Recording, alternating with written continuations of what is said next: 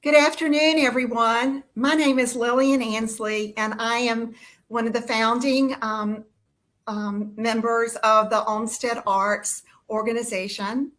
Thank you for sharing your Thursday afternoon with us. I think you will be delighted when you meet our panelists. I do have a few housekeeping things that I wanted to say before we get started. I am so grateful that we are in year 7 of Olmsted Plein Air Invitational.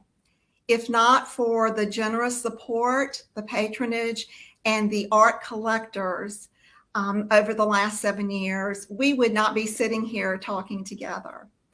We are so thrilled that this movement in Atlanta has grown. We are able to offer this experience of the public getting to see and experience some nationally esteemed artists here in our community painting live the things that we love most about Atlanta and the state of Georgia. So my gratitude on behalf of our board and our artists. Before we get started, I wanted to remind everyone, you may have questions. And if you do, you can send it through the chat function on Facebook. And your questions will actually pop up on the screen and our panelists will answer it. If you would like to ask a private question, you can also save that to us and we'll get back with you. The last thing I wanted to remind you before we get started is the Olmsted Gallery exhibition is still live and online. Even until this past week, we've added fresh paintings to the gallery. There are some gorgeous pieces of artwork that are still available. It's countdown time. We have about 3 weeks, maybe not quite 3 weeks, before the exhibition will go away. And I hope that you will take a second look, share the link, and let's sell a few more paintings before the exhibition closes.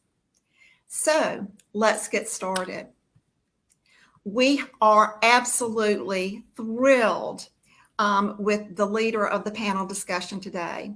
We met Kimberly through an Atlanta contact, and then when I got her bio, I realized she has been in Atlanta, and Atlanta was not familiar. It was not unfamiliar to her, but it was before we were doing a plein air event here in Atlanta. So the panel discussion is going to be led by Kimberly Hong, and she is the owner and operates Collected Appraisals and Advisory, which serves clients coast to coast and is based in Portland, Oregon. She also works as a contract appraiser for the Fine Arts Group. And what was so exciting is previous to that, I found out that she was the director of consignments at an auction gallery here in Atlanta. So we are thrilled. From Oregon, she is going to be participating and leading the conversation today. So if we're going to be talking about collecting, we have to have a collector's perspective. And I am very honored to introduce that person that is going to represent the collector community. It's Roger Quillen. Roger is the full-time chairman and managing partner of Fisher Phillips, which is a national law firm of over 500 lawyers in 38 cities across the country. They represent businesses in the workplace law. If I describe Roger as an enthusiastic patron and collector of art, that is not saying enough. Both he and his wife, Joanne, were early adopters. They have been supporters of visual arts, art collectors, and for Olmsted Plein Air from day one. I'm really excited to share that Roger came on our board a few years ago, and his leadership, direction, and aspirations is pushing us to higher limits. Thank you, Roger, for being a part of this. And then, of course, we've got to have the artist perspective. Most of these artists that are in our event are represented in galleries. And that's wonderful. it's an outlet, it's a channel for them to share their artwork. But a gallery person or a gallery buyer really gets to meet the artist. So we're delighted today that one of the 2001 Olmsted Plein Air Invitational featured artists, Patrick Saunders, is going to be with us today. Patrick travels creating fine art, teaching and judging painting competitions all over the country. And when I say traveling, if you were here, one of the humorous things about this year was his name tag did not have a town. It said everywhere USA, because that is exactly what he and his wife Kimberly do. They travel throughout the United States, capturing through photography and beautiful fine art created by Patrick, the things about people and places that are beautiful about our country. They may tell you a little bit more about who they are and their background, but please go on our website to the events section, and their full bios are there. Everyone's bio is very impressive. So I am going to back away and disappear, and I'm going to let this esteemed panel take you on a dialogue, answer questions, and share their knowledge about collecting art. Thank you. Thanks, Lillian. Well, it's great to be here in a discussion with Roger and Patrick. We all have different perspectives. My background is market-based, so I look at essentially what's going on in the contemporary art market, other markets as well, and advise clients on issues ranging from preparing appraisals for tax function to how do they want to decorate in their new home, what makes sense for their collecting sensibilities. And that is really different than Roger's perspective or Patrick's perspective. And so it's a treat for me to be here with both of you. If you could just pull up the PowerPoint, there are a couple of things that I just sort of wanted to give us a foundation and then kind of have the discussion go from there. And there's us, just to have a little bit of background on who we're talking to. And I wanted to focus on, kind of the diversity of this type of material. I work with a lot of clients that have a lot of different things in their collections. So I'm a generalist, which is to say that I appraise all types of objects, whether it's furniture, porcelain, rugs, paintings, etc. Today, I'm going to be focusing on the category of plein air art, which is, pieces that are painted outside live in the moment. It basically, if you think about French Impressionism, that's essentially the roots of plein air painting, Barbizon school as well. And a lot of that actually came about because of technological advances in terms of, putting paint into tubes instead of having artists mix pigments on their own, where it gave them a freedom to go outside and, paint exactly what they see at that moment.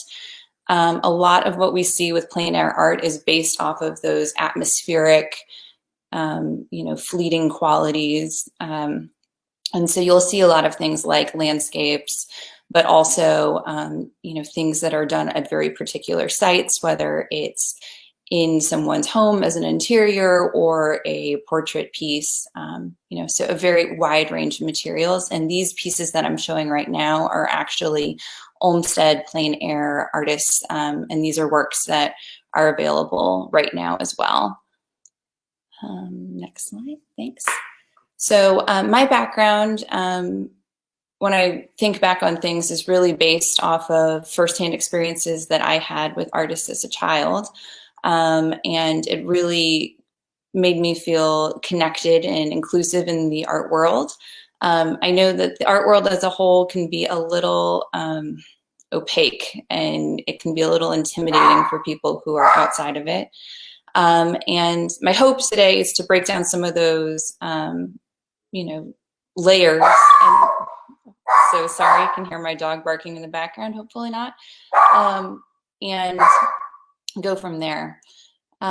So these two pieces that we're seeing are actually available in the auction market. So these were from previous sales, one in Charleston in 2020 and one in Maine in 2017.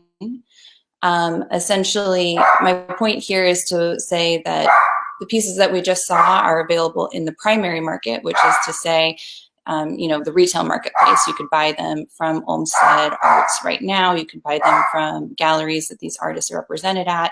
You could buy them directly from the artist, all of those options. A lot of what we wind up looking at also are auction values. Those are typically a lot lower than retail values because they're based off of what the market can bear at that moment based off of interest on that piece. Instead of retail pieces where, they can sit there, it's not that they have to necessarily sell, they can wait for the right buyer who's coming in. The auction market is much more demanding in terms of a time frame. And what we're seeing is essentially a lot of baby boomers downsizing, and they're in doing so, they're putting a lot of material up on the marketplace, which tends to water things down a little bit and make it more affordable and accessible, which is great to collectors. It's not always so great for those consigners because, they paid a lot higher when they purchased the piece. The other thing that I wanted to touch on are just some kind of issues that came about in the last year with the pandemic. One part of it being that essentially the shift to everything online had already happened in the auction world. And so that market had stayed pretty steady. There wasn't a dip in the art market like what we saw in other sectors of the economy. It was a lot more difficult for working contemporary artists, people like Patrick, where, people weren't attending events that were being held by brick and mortar entities in the same way. They weren't attending things like art fairs in the same way. And so essentially, while the art market is robust and it has been able to withstand all of these changes, there has been, some disruption in terms of the primary market, especially in terms of gallery experience. Okay, can you switch to the next slide? Thanks. So something that I think is really unique to plein air art is having a connection to a particular place. And so I wanted to see if we could bring in, some other perspectives on this as a whole, especially because I've just been yammering on. But I wanted to see, kind of hear from you, Patrick, in terms of place, and since you travel all over and, are a nomad, how do you decide on your subjects and how does it tie you into a place?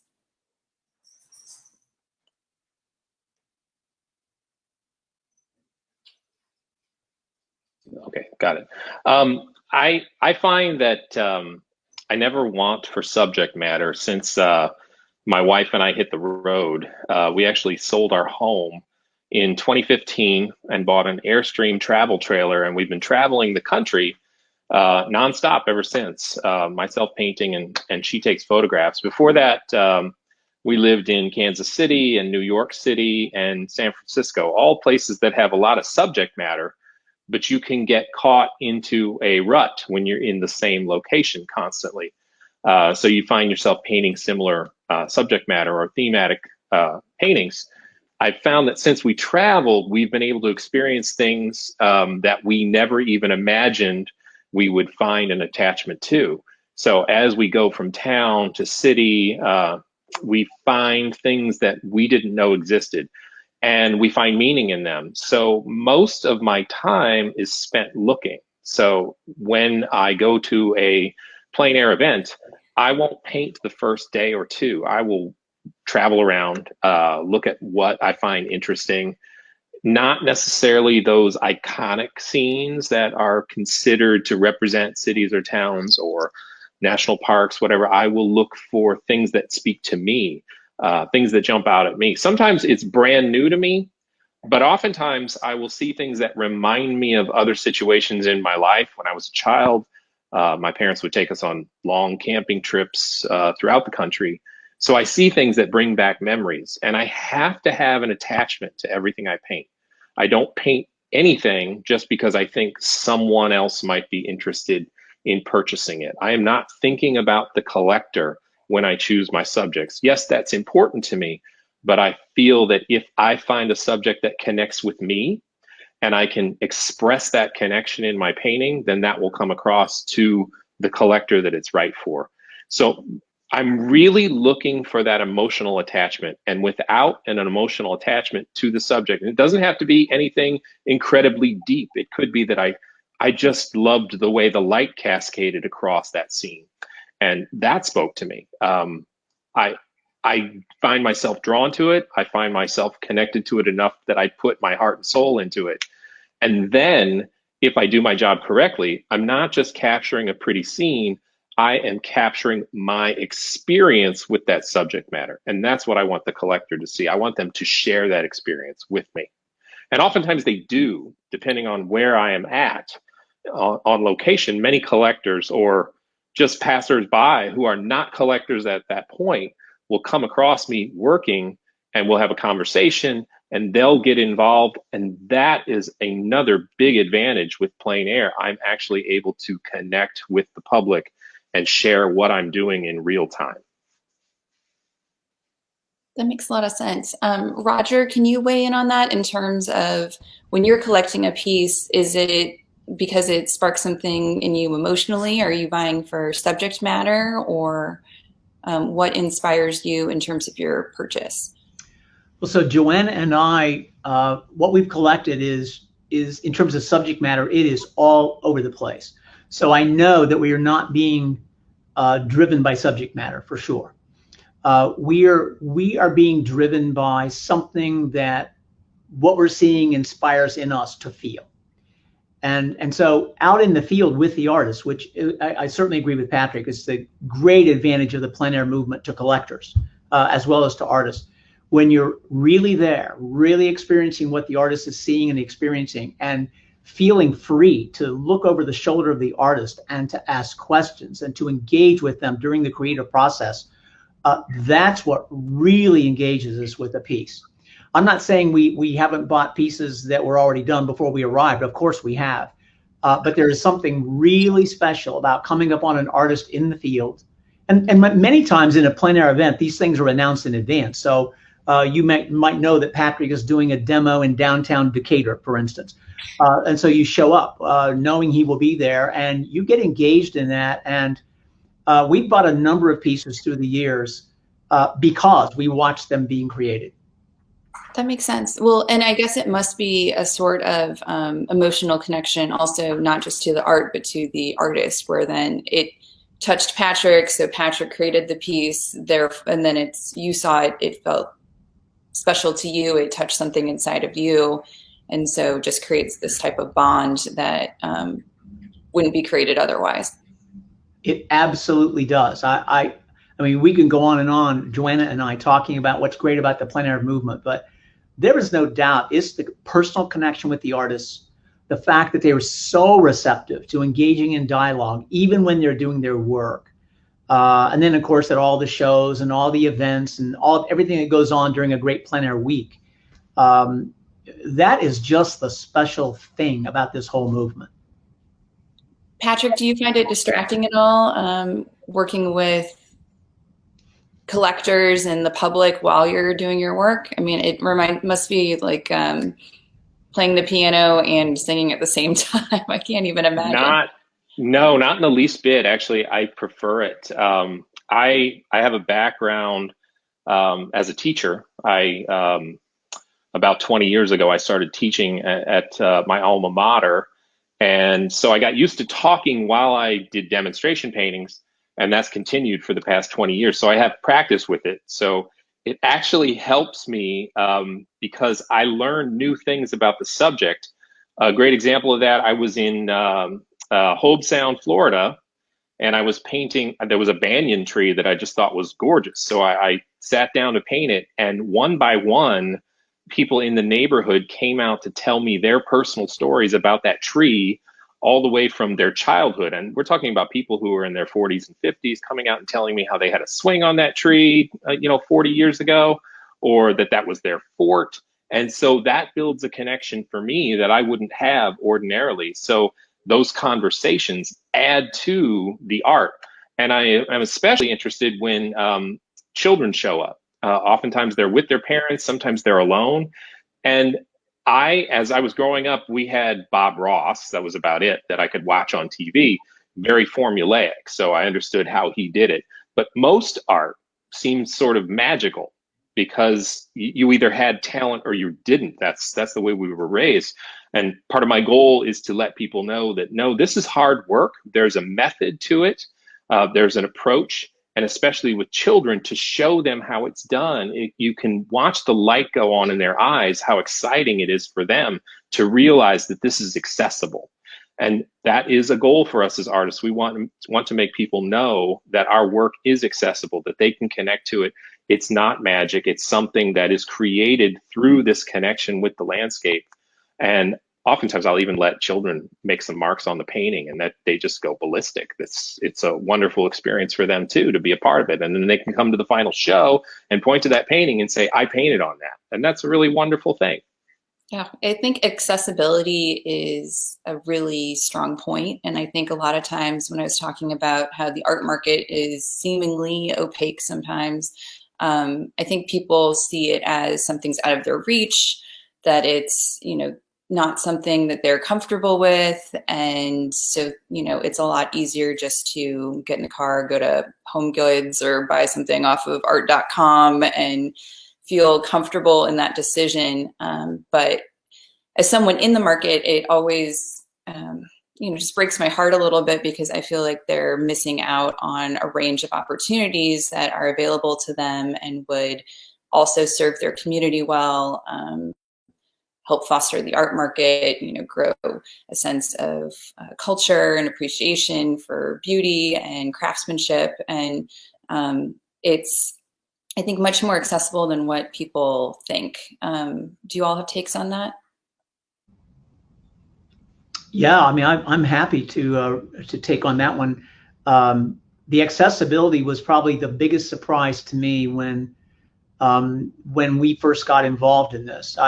I mean, our story of involvement in the plein air movement really started so simply. We had friends in Atlanta say, hey, we're starting this new thing, this plein air event, this invitational kind of festival. We'd really appreciate it if you donate some money. And only because we're their friends, we said, sure, if you need it, we'll give it to you. And we donated money. And that gave us access to a series of events. And then one thing led to another. So as we got drawn into the movement, and we got to the main week of the event where all the artists were there, we were just astonished at how receptive the artists were to allow us to come up and engage in a conversation with them right while they're painting. I've used an analogy in other situations that I guess I can share again today.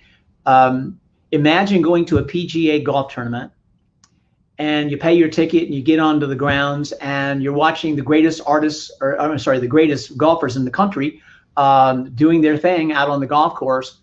But it would never cross your mind that you would be able to walk out onto the course, walk along with the golfer, and question the golfer about what they're thinking about the next shot they're going to hit and what club they're going to use and why. And does the wind have something to do with the shot you're about to hit?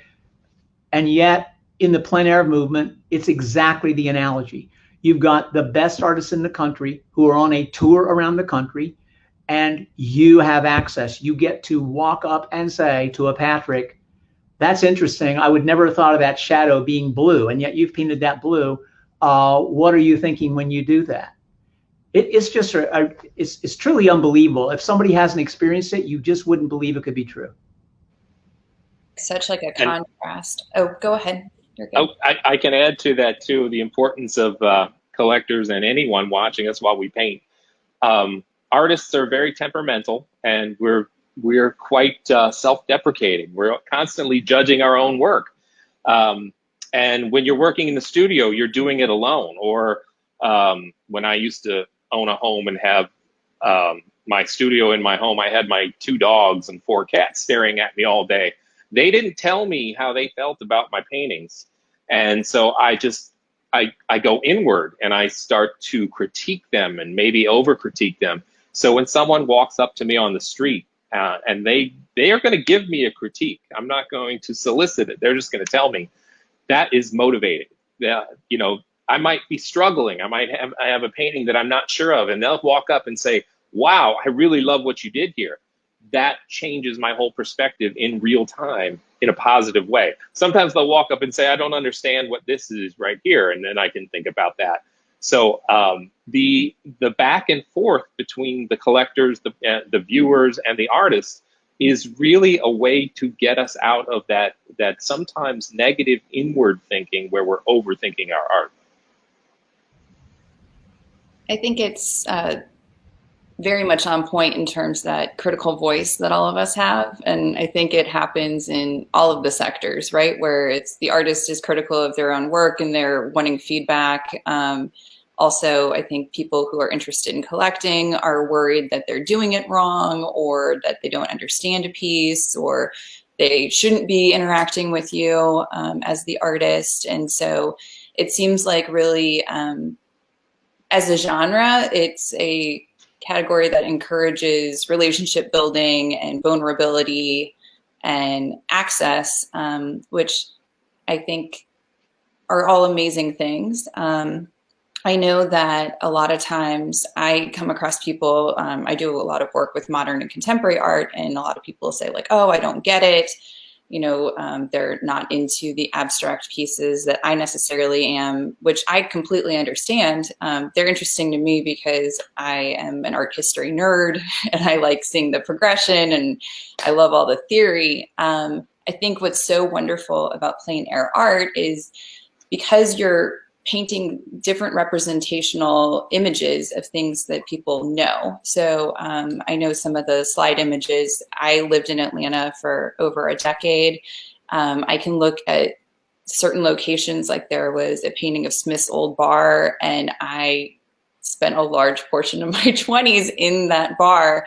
And you know, you can look at an image and I know it just takes me back to that feeling that I had when I was, 25 and the sun on my face in Atlanta and, knowing that the park is close by and I'm going to go there later in the day. All of that comes rushing back and it's very accessible. And I think it's a really beautiful thing to kind of have it democratized in terms of access and experience where, people can get comfortable interacting with art.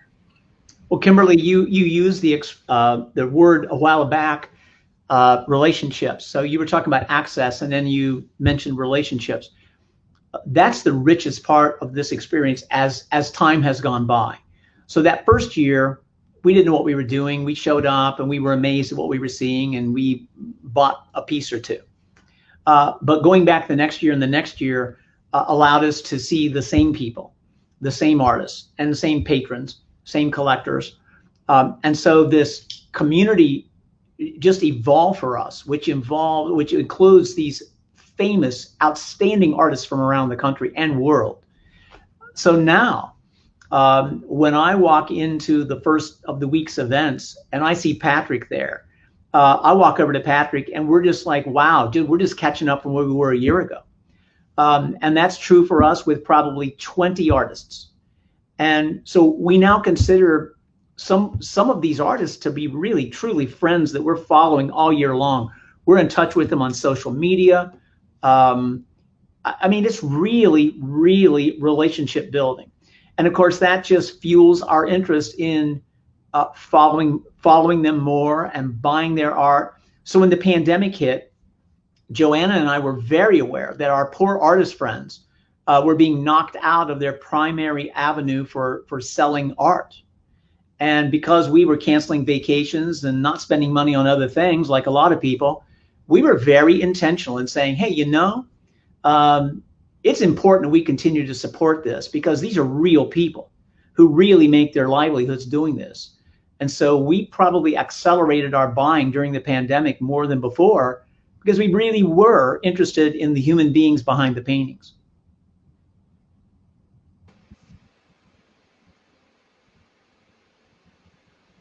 Oh, I was saying, I think that's a really wonderful point, and I think it's something that people don't tend to think about. I think especially, in Atlanta as a whole, I know we had discussed before, it's very, decorator driven in terms of acquisition of artwork. And there are many different facets to understanding and engaging with art, where it's not just, a purchase of something decorative that goes up on the wall. It can really be fulfilling on a much deeper level. And I wanted to, get an idea of how you all feel about that. I know, Roger, you've talked about the relationship side of things and building relationships and being part of a community. Patrick, what's your take on that in terms of, art as experience versus art as, decoration, essentially?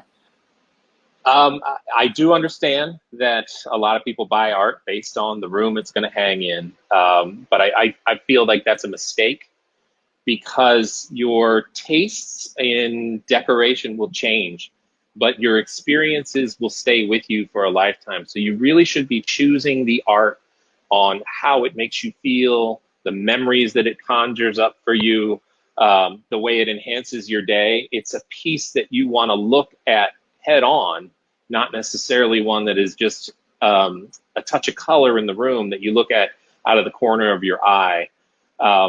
This may be a pipe dream, but I would rather people build their decor around their art than their art around their decor, because the art is something that will far outlast anything in your home, and it may actually outlast your home. And it is something that is an heirloom. It's something to be handed down. These paintings are archival. These paintings are going to last for hundreds of years if you don't do anything with them. And if you have an art collection that's well taken care of, it'll last forever. There are so many things that we spend a lot of money on furniture wise and decor wise in our homes, and then in 5-10 years we're ready to swap them out. I don't see art as one of those things. I see it as that is a moment in time. Not only did we necessarily capture a moment in time, but that buying experience is also a moment. That's also a memory. So there are so many collectors that will come to the final show or any pop-up gallery we may have during an event. And that in itself is an experience where we're connecting and talking about our experiences in the world with art.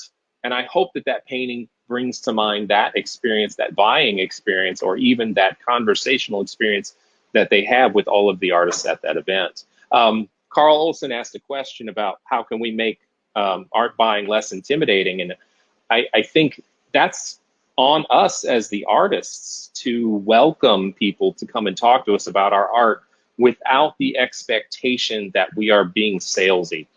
And I try not to be salesy. When someone comes up to me on the street to talk about what I'm doing, or in a gallery situation, I never try to make a hard sale with them, because I wouldn't want to pressure anyone into buying my art.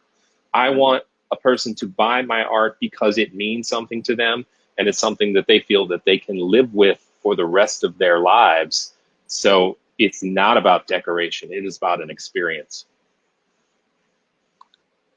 I would say, in response to Carl's question too, from at least my side, is I think sometimes the art world likes to pump itself up as a sort of an elitist experience, and it gets overly academic and takes itself a little bit too seriously sometimes. And I think all of that makes it intimidating to prospective buyers. And I think that really just being inclusive in terms of sharing information, education in terms of openness, of viewing things in galleries together. Everybody knows the horrible stereotype of somebody walks into a gallery and, nobody will even like look at them type of situation. But just in terms of opening up the experience where it is just about people interacting as people and wanting to experience beauty and relationships and engage with the world on a deeper level. I think that should be the focus, and financially less so. I mean, this is an interesting conversation for me because I cannot tell you how many clients that I have that are focused purely on the financial, and it makes me cringe because that's not why I entered into this world. I didn't focus on econ or finance. I focused on art and art history, and I enjoy working at the intersection of those two places in my current job. But for someone new who's entering the marketplace and starting to engage with art, I think it really needs to be focused on what do you like, what speaks to you, what makes you feel like you, who are you at your root, and like how do you see and experience the world, less so than do you think this is going to appreciate and value in 5 years, 10 years, etc. Yes, Roger. So I guess I'm just full of analogies today. So Joanna and I also collect Persian carpets. And in fact, we had a big collection of those before we began to collect art. And the greatest compliment that I can pay to the family that has sold me all those carpets through the years is they have never sold me anything. Never. I go into their gallery and it's full of beautiful, beautiful works of art. They just happen to lay on their floor. Sometimes they hang on the wall if they're museum quality. I've never felt sold. What I've always felt is their enthusiasm in showing me great things. And so then I may ask them their opinion, and then they'll say, well, yes, I can tell you a lot about this, and I can compare this for you to that, and here's what causes a rug like this to be rated as valuable. And so they are answering my questions and they're educating me, but never, never, never have I felt the sting of a sales pitch. Never. And yet our house is full of rugs from this family. And so it just goes to show, if you're a gallery owner, there's a lot to be gained by you being like a museum docent who is, you're showing people great things and you're enthusiastic about them and you're willing to educate them. And they may have to come back 4 or 5 times before they ever buy something, but you can make them feel comfortable about that. So anyway, I think that's probably a lesson that does translate from one art form to the other. I do. I think passion is contagious a lot of times, and just sharing what it is for you often sparks something in someone else where they have a similar type of experience. And keep in mind, this is what we do. We think art 24 hours a day, whether we're painting or not. So when somebody wants to talk art with me, bring it on. I love it. And it doesn't have to be about my art. I will have a conversation with people about other artists or historical artists, art history in general. That is what I live for. So I am open to talk to anyone, even if they're not there to buy, even if they're just dipping their toe in the water and they want to see what these events are about. I welcome that. It's wonderful to chat about art. It's something that we didn't really study when we were in grade school and high school. Art was a secondary thing. It wasn't as big as sports, I was the nerd that did art, and now people want to talk about it. You bet I want to talk about it. So never be intimidated to approach an artist. We are happy to have any conversation that anyone wants to bring to the table. And watch out, Patrick. Now I know who to call. We're getting a phone call from you just wanting to, talk about this and that. Well, part of the thing that we do as we travel is we don't just make art. We visit absolutely every museum, gallery that we come across. My wife and I just love to view art. My wife photographs paintings for me that I want to put online and talk about, just because I really value the history of art and how each element leads to another and influences everything that comes after. I'd like to say something on that subject of what is collectible. So Kimberly, you started to get into that, and you said you're driven a little crazy when people are talking to you about something that will be valuable. So I'll just observe. I'll share a story from our early days of just beginning to have an interest in putting something on our walls. So as I've said, we were filling up our floors with Persian carpets, but our walls were really not keeping up their part of the bargain. So we went to, I hesitate to call it a gallery. It was a 3-story home in an old southern city that was full. Absolutely every inch of every wall was full of painted art, three floors. And the guy who owned the place took us around, spent hours with us. You had to call in advance to get in there. And so we spent a lot of time. And I drove myself crazy that day, looking at hundreds of paintings and trying to figure out what might be valuable. The funny thing is, looking back on that, which happened, more than 10 years ago, maybe close to 15 years ago, is I wish I could unbuy everything I bought that day, because none of it has any meaning to me today. It has its place on the wall somewhere, but it's just been completely pushed to the side by all the plein air art we bought. Because none of those pieces said anything to me. They didn't cause me to feel anything. I was shopping for something I thought would appreciate in value. Terrible mistake. What I now do, what Joanna and I do, is we're buying art that makes us feel a connection, makes us, first of all, just feel something. And as I said, the subject matter doesn't matter much. It could be anything. It could be anything from a still life to a dune scene to a landscape, or it could be figurative, it could be anything. But we know it when we see it. We just know it when we see it. And one more thing, we don't use only our own judgment on this, because we're very concerned that when we are no longer around, we don't want these pieces ending up on the curb someday. So we are very intentional about consulting with our 3 adult children. And we tend not to buy a painting unless at least one of them has said they really, really like this. So it's not that we want it to be more valuable. To Patrick's point, we want it to be an heirloom. We want this to be something that our children will really, really be happy to have. It will cause them to remember us. They'll remember our home. And by the way, we invite them to some of these events too. So at least my son and his wife have been introduced to some of these artists as well. So that's where the value is.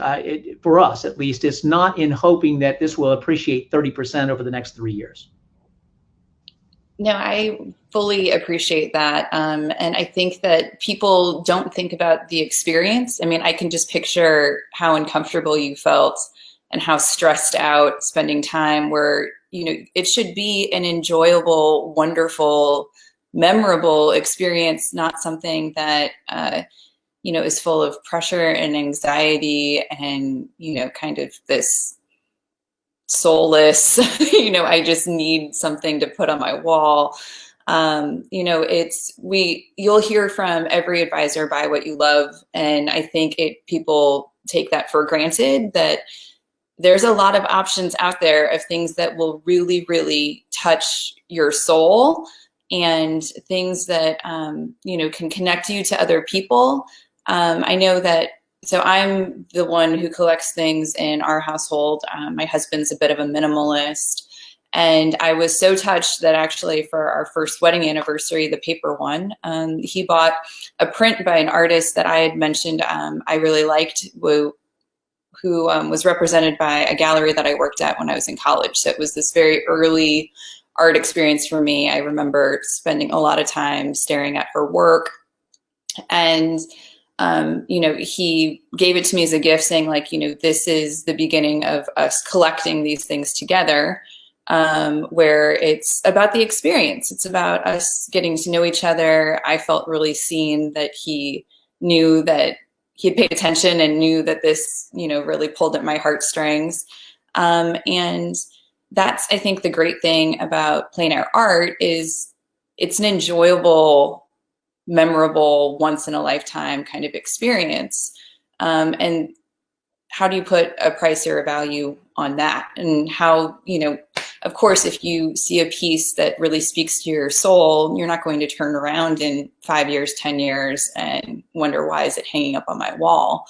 You're always going to get something out of that. It looks like Carl has another comment, which is also great, about similar thing. That's great. Visiting artists at his home. But yes, it's the stories behind pieces, and creating those stories for yourself, I think, is what makes collecting art really enjoyable. So one more thing related to that, because we buy art from artists we know, our home, as we walk around it, and we enjoy our art every day, because it's in all the rooms of the house now, at least downstairs. And so as we walk around the house, these aren't just pieces of art. These are people to us. And so every one of them represents somebody we know, we've talked to, we care about. By the way, including some that we've gotten to know only long distance through social media. So we have done some buying of pieces that we only got through the internet because of a sort of a relationship that developed that way. But the pieces represent something more than just the art too. And that, by the way, is why we're trying hard to get our children really engaged in this, because we know that if they'll come to these events, and obviously we pay for it, our children don't really have much money, but we get them there, and they can meander around at these pop-up galleries and these wine and cheese events and stuff, and they get to know people too. So when that art passes down to them someday, it's going to come with that connection to a person. That makes a lot of sense. Actually, it's I pulled a couple stats just because I was curious about it. But in terms of millennials in the marketplace, Sotheby's last year tracked a lot of numbers, especially because of the pandemic, in terms of their bidding audience. So different market, but 35% of the people who bought in Sotheby's auctions last year were new buyers, which I think is really encouraging, just kind of to the art market as a whole, because often I hear all the time, like, oh, your generation doesn't value, this piece and that piece. And I think they do. They just need pieces that speak to them. And they're also, I think, looking for more experiential, ways of engaging with the world. They're more likely to pay for an experience than they will just an object. And I think that plein air art, it's so much more dynamic than other types of buying art, really could have a lot of opportunity for that, new buying subset. So it's encouraging, Roger, that your children are on board as well.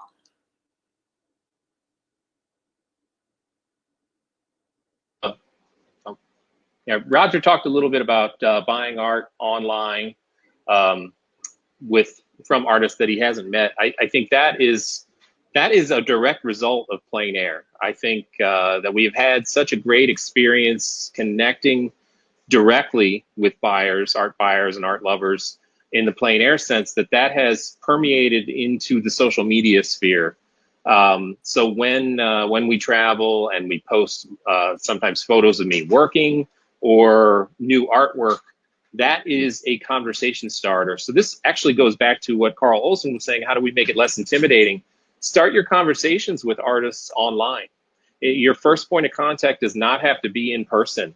I am happy to talk to you online, and that happens every day. I post a painting and it spurs conversation. And we talk not only about my painting, but about experiences with certain locations that I am painting or art history. And then I find that more often than not, at least half of the people that I meet at an event, I have already connected with online. So it's not as intimidating to come up. It's not cold.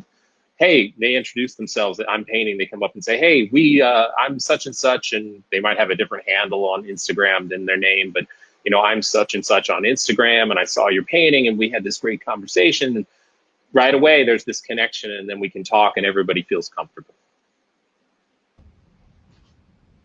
I'd like to say something that's on a little bit different vein, but it's an important thing to say in terms of a takeaway for a collector, or for somebody who just attends these events and watches and asks questions and learns.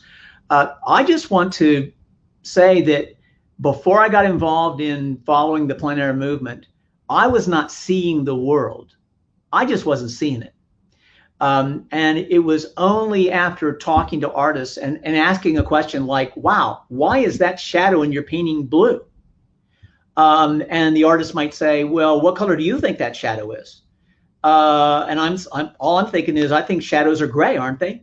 And the artist says, well, that depends upon the light that they're receiving. And I'm like, what light? Well, that's a shadow. What do you mean light? Well, there's ambient light. And next thing you know, next time I'm out walking the dog with Joanna, I'm seeing in a new way. So I would encourage people to get involved in this.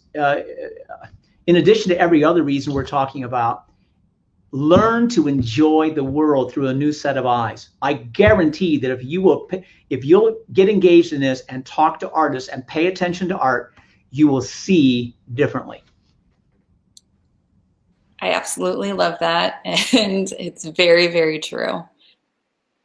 I have to agree with that as well. And that's something that happens for artists as well. We can walk through life with blinders on, and then once you stop and paint the landscape around you, it might be a place that you have walked through every day of your life. But when you sit down and paint it, you see things that you never imagined were there. You notice things that you've never noticed before. I lived in New York City for years, and I worked in advertising. So I would go to work every day, take the subway, walk the streets, and I was always in such a hurry.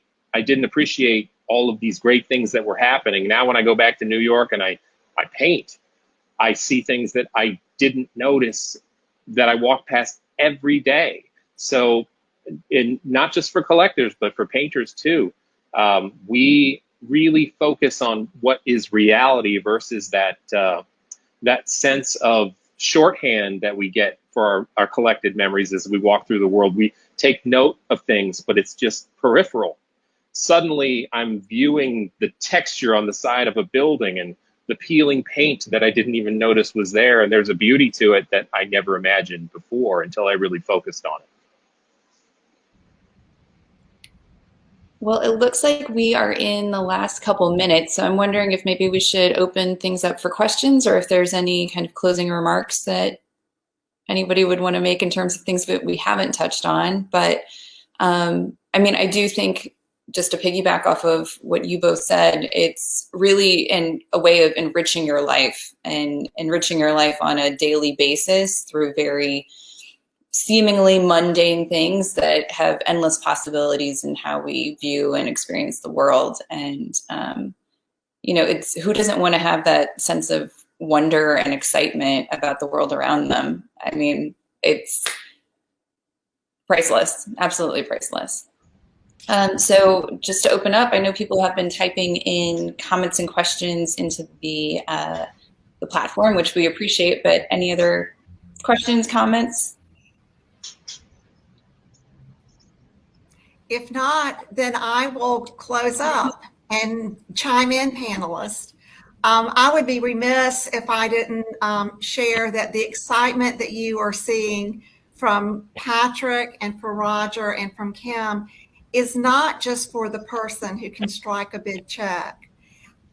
This is an experience that Olmsted brings to our community and the communities that the artists are painting around the state before they get to Atlanta, as they're painting their way to Atlanta.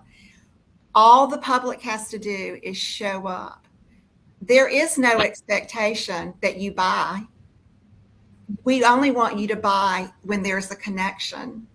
Now, it works when you do buy for the artist and for our nonprofit. But this experience is life-changing. We reach children, we reach professionals, we reach the poor, we reach the educated. It is absolutely incredible, the comments that we get, because our artists are on the streets, they're in the parks, they're in the alleys, they are where people can experience their gift and talent. So I wanted everyone to just know that this is available, and we are very intentional to make all of our programming complimentary to the public, with the exception of a few ticketed events that help fund our expenses. We also have, in addition to the Olmsted Plein Air exhibition gallery that is online that you can still visit, we have an event coming up in October for Georgia artists only.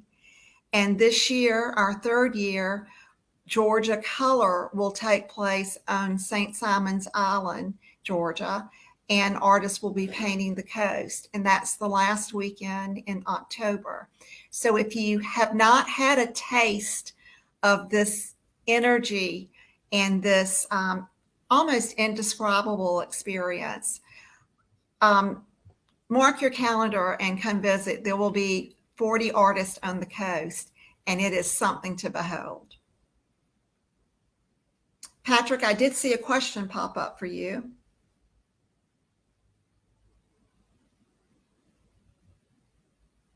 And that has been accelerated.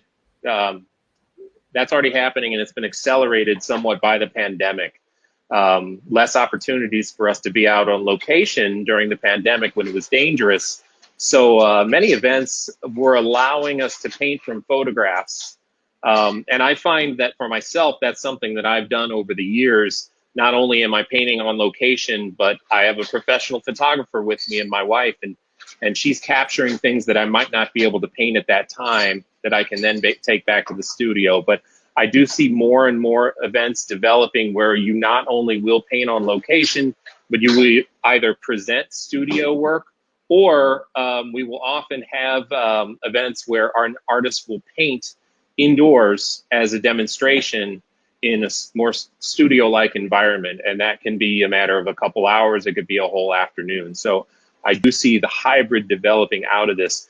And I have to stress that I think that artists that paint plein air, it influences their studio work and vice versa. And you get to the point, and I feel like I'm at the point now where my plein air and my studio work have become indistinguishable. Great comment. This video will be posted in the video section of our Facebook, and it'll also be on our YouTube channel. A lot of you are excited. Thank you, Carl. Thank you. We had a great team of that put it together, and great input from our artists that helped informed how it was put together. But anyway, this will be recorded. A lot of people had to jump off or could not make this time, but I think the information shared by the three of you has been very insightful and very valuable. It certainly has touched me, and I'm going to take a twirl around and look at my paintings after this, because it is absolutely true. Every painting we have has a story. Thank you. This has been tremendous. Well, Thanks for having us. Thanks.